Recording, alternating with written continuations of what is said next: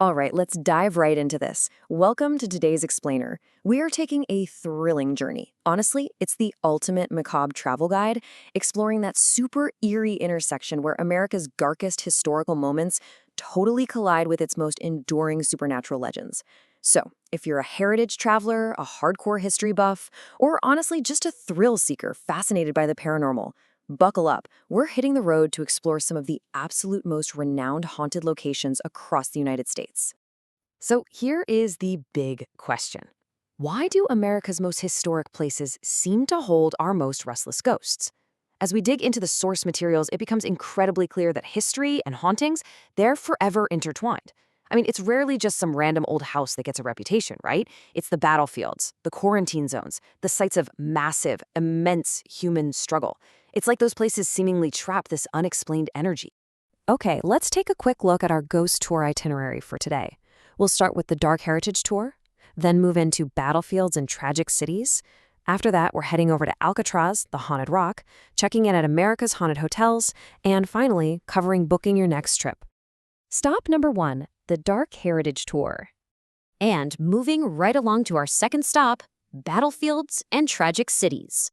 Now, instead of just telling you scary campfire stories, we are going to look strictly at the verifiable historical facts that birthed these legends.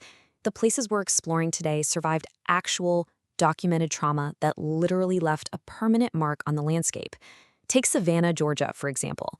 It's widely considered one of America's most haunted cities, and honestly, its history totally justifies why.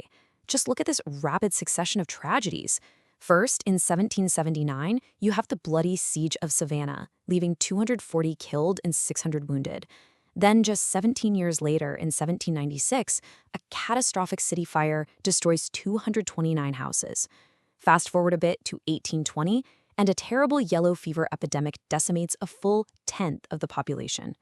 When you have bloody battles, raging fires, and deadly diseases stacking up on the exact same cobblestone streets, well, it creates this heavy, enigmatic energy, and locals and tourists alike will tell you, for sure, that energy has never really dissipated. We see a really similar phenomenon further north, up at the Gettysburg battlefield in Pennsylvania. It's known as a time slip encounter. This is basically when witnesses briefly see scenes, soldiers, or figures that appear to completely come from the past, right before vanishing into thin air. Because of the unbelievable bloodshed of the 1863 Civil War conflict there, the quiet, heavy countryside of Gettysburg seems to produce these very specific residual hauntings. Visitors aren't just hearing bumps in the night. No, they're reporting literal flashes of the past. It's as if the landscape itself is a giant tape recorder, just replaying the trauma of those 3 days in July 1863. 7,849. To put that into perspective, that staggering number represents the peak yellow fever deaths in a single year, specifically 1853 down in New Orleans. Just let that sink in for a second. Over 7,000 people in one city in a single year. Much like Savannah, New Orleans is a city where a catastrophic history basically birthed this enigmatic supernatural energy. The sheer volume of suffering from those epidemics really explains why the city's incredible above-ground cemeteries and historic quarters have such an intensely active paranormal reputation today. All right, let's switch gears. Section 3, Alcatraz, the Haunted Rock. We are shifting our focus away from entire cities and sweeping battlefields and zooming in on an isolated, highly concentrated site of punishment sitting right out there on an island in the San Francisco Bay. Historically speaking, Alcatraz Island was the toughest federal penitentiary in the nation. We're talking intense suffering, total isolation, and impossibly strict rules. But in the paranormal community today, it's known as a portal to another dimension. They even playfully, or maybe not so playfully, call it Hellcatraz. The theory going around is that decades of misery, violence, and madness seemingly trap the super dark psychic energy on the island, energy that visitors and even park rangers say they still interact with today. Now, if you're a skeptic, I want you to consider this account involving Warden Johnston. This was the man who literally ran the prison, and he fundamentally did not believe in ghosts. Zero belief. Yet, while leading some guests on a tour, the entire group heard the distinct sound of a woman sobbing, and it was coming from inside the dungeon's solid walls. Then, as the sobbing finally stopped, this icy cold wind just blew right through the group.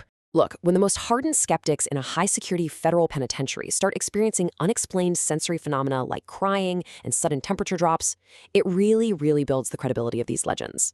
And you know what's fascinating? This paranormal activity is actually highly localized to very specific hotspots. For instance, in cell 14D, which is an infamous solitary confinement cell, visitors and investigators consistently report strong physical vibrations and this intense psychic energy. Over in cell block C, people frequently hear loud, clanging noises right at the exact site of the deadly 1946 escape attempt and riot. But my absolute personal favorite? Over in cell block B, there are widespread reports of phantom banjo strumming coming right from the cell once occupied by the infamous gangster Al Capone. I mean, just imagine walking down those freezing cold corridors and suddenly hearing a banjo echoing off the steel bars. Wild, right? Let's keep moving. Section 4. Check-in. America's Haunted Hotels. Okay, so we are officially trading the harsh, cold steel of a federal prison for a curated list of luxurious, yet equally terrifying, historic accommodations. Because wow, America features a breathtaking ghostly guest registry. Take Concord's Colonial Inn in Massachusetts. It dates all the way back to the Revolutionary War, and guests actually still spot wounded Revolutionary War soldiers there, plus this mysterious tall man in a top hat. Then you've got the gorgeous Hotel del Coronado in California. Opened in 1888, it is forever haunted by a tragic bride named Kate Morgan, who passed away there in 1892. And we can't forget the 1886 Crescent Hotel in Arkansas. Tragically, this place was run as a totally fraudulent cancer hospital back in the 1930s, leaving behind spirits like a patient named Theodora. These absolutely glamorous, historic pasts intersect directly with tragic guests who checked in but seemingly never checked out. But listen, we absolutely cannot talk about haunted hospitality without mentioning the Stanley Hotel. It was the literal inspiration for Stephen King's The Shining. Located way up in the Colorado Rockies, this massive, stunning Georgian colonial revival hotel opened its doors in 1909. And it was actually Stephen King's own terrifying stay in the historic room 217 that sparked America's most famous horror novel. The total isolation, the grandeur, and the very real tragic history of the building basically created the absolute perfect storm for his masterpiece. Now, these historic tragedies often translate into some incredibly bizarre, rapid-fire paranormal pranks for guests staying there today. At the Crescent Hotel, the ghost of Theodora is famously known for organizing things. She will literally stack guests' loose change into neat little piles or even fold their clothes while they're down at dinner. Over at the Stanley Hotel, the ghost of Mrs. Wilson, she was a former housekeeper who survived a horrific gas explosion in room 217, is apparently very old-fashioned. Thrill seekers report that if an unmarried couple shares a bed in her room, they might wake up feeling a freezing cold force wedged right between them. She's also super well known for rapidly turning the lights on and off. It's kind of funny in a weird way, but also incredibly eerie when it actually happens to you. At the very center of it all is what they call the vortex. The Stanley Hotel's magnificent main staircase acts as a literal paranormal portal. Think of it like a tunnel of spiritual energy connecting the floors. There have been some absolutely incredible photos taken right here of unexplained apparitions, and the staircase is heavily associated with that phantom piano music that notoriously echoes through the hotel's halls. It just goes to show how the very architecture of a place can become the ultimate focal point for its supernatural legacy. And finally, Section 5, booking your next trip.